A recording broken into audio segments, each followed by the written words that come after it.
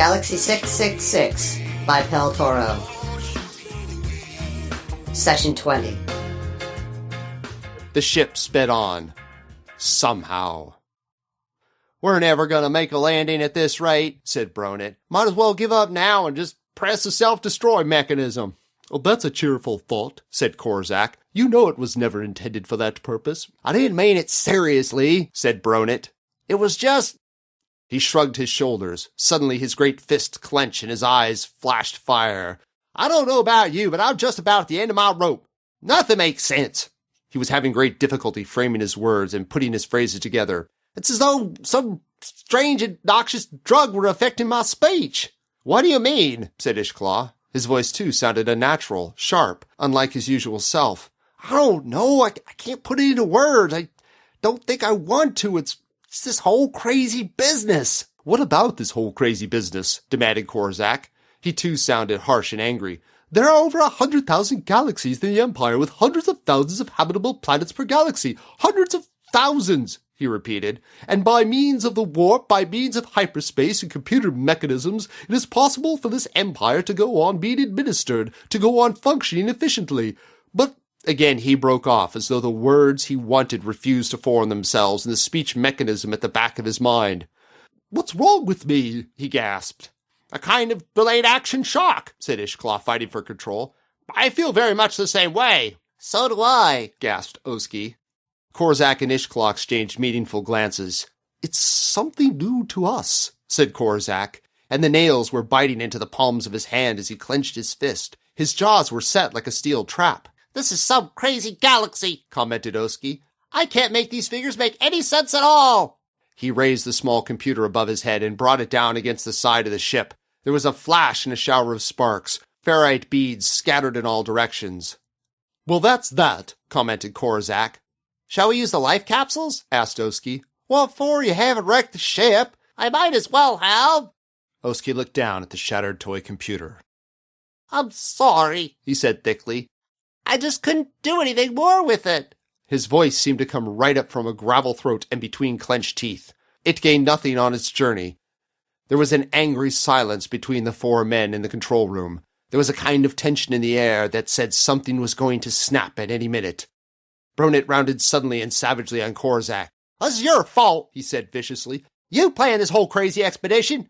He drew back a fist. It was Ishklaw who caught it in midair. "Easy," said Korzak. "Easy." "What the devil's come over me?" said Bronet. He leaned back against a bulkhead and buried his head in his hands. "Sorry," he said faintly. Suddenly Ishklaw felt terribly sentimental. He wished he were back on Galaxy 665 or 661, anywhere but here. He thought of all the things that had made life sweet and good, little things, like a glass of sweet-tasting Alco, or his favorite food. He thought of fresh lupala berries growing beside the crystal-clear streams in his own home world in Galaxy 311. Funny how a man thought of home at a time like this. His head was spinning strangely. He felt as though somebody had taken away all the oxygen that he needed and replaced it with carbon dioxide. He was having a job to breathe. His chest was rising and falling. His lungs were filling and emptying. But there just didn't seem to be anything worth breathing anywhere on board the Space Greyhound. He knew they ought to be moving across toward the oxygen cylinders. That was what they needed. They needed more oxygen. A lot more oxygen. He reached the tap, fumbled it into the on position. That was better. But the respite was only temporary.